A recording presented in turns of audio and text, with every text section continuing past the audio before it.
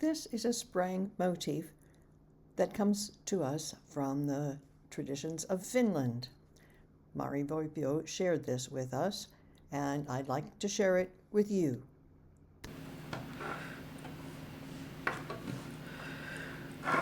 So this is a setup of threads that you will need for this project.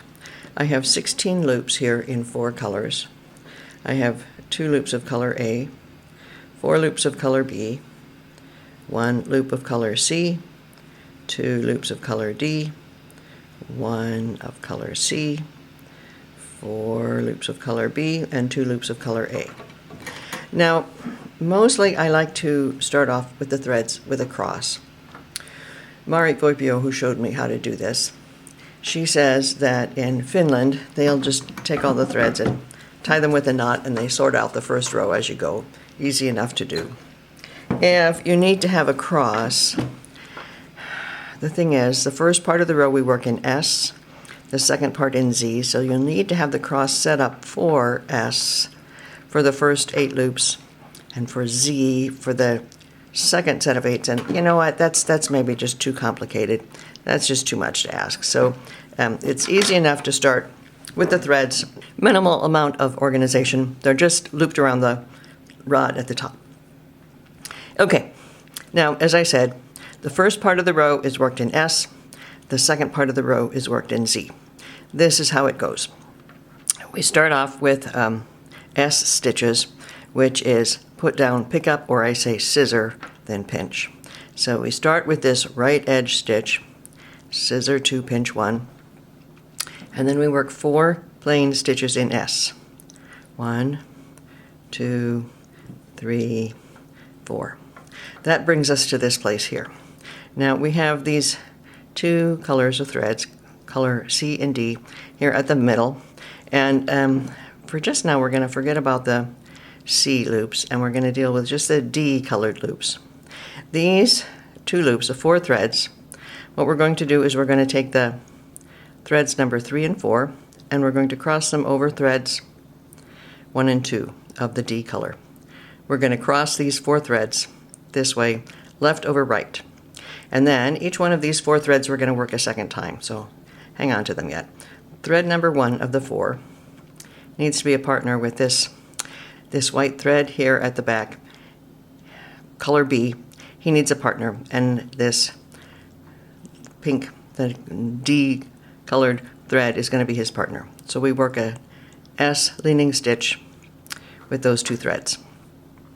Okay, this is the next thread who needs to be dealt with, and what we're going to do, we've been working S leaning stitches here, and here we work an S leaning left edge stitch. Put 1 down, pick up 2.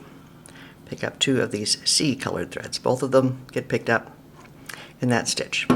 Okay, that is our stitches in S lean. The rest of the row we're working stitches in Z or Z lean.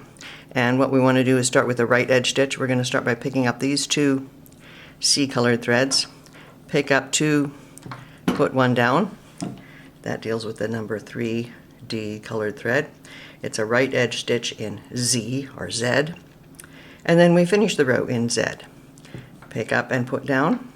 That's the 4th D colored thread involved in stitches. And then we finish the row, pick up, put down, Z leaning or Z leaning stitches to the end of the row, and it ends with a left edge stitch, pick up 1, put 2 down. Whew. Okay, that's the initial row. And then we keep working, actually, pretty much the same thing.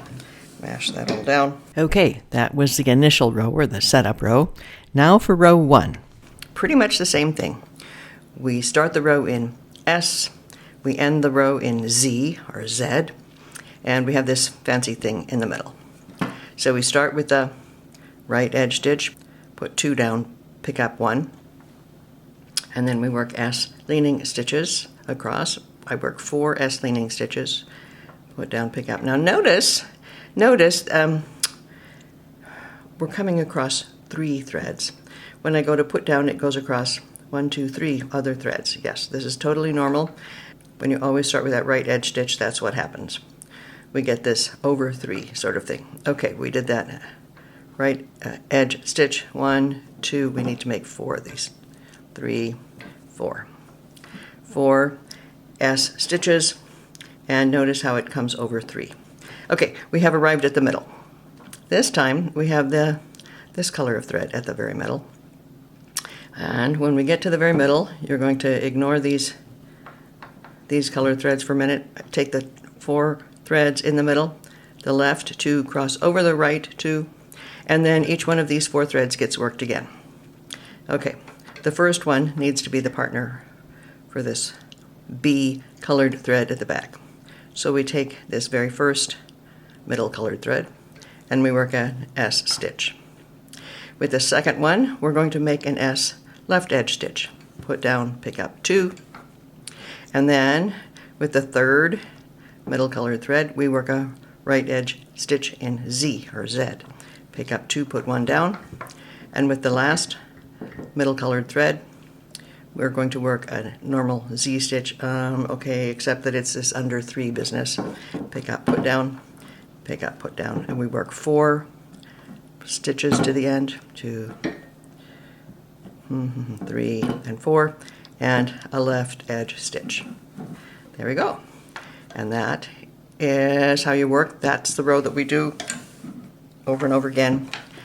The thing is that these colors in the middle are going to keep switching places, but that's what you do. Right edge stitch in S, 4 plain S stitches, 1, 2, 3, 4.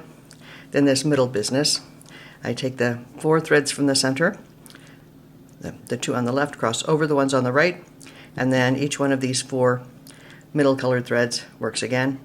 The first one goes, makes an S stitch with this last B colored thread. The second one makes a left edge stitch, put down, pick up 2. Then we work in Z. Start with the right edge stitch, pick up 2, put 1 down, and then we work plain stitches to the end. Pick up, put down, pick up, put down, pick up, put down, pick up, put down. Oop, put only 1 down. Pick up, put 2 down. There we are. One more thing, that business in the middle, you might think of it a little differently. You might think, let's see, right edge stitch, 1, 2, 3, 4. We might combine things. When I get to the middle, I'm going to take these 4 threads, the left 2 cross over the right 2, then I work a plain stitch, I put the second one down, I pick up all 4 at the back, and I put 1 down, and then I work plain stitches in Z to the end of the row.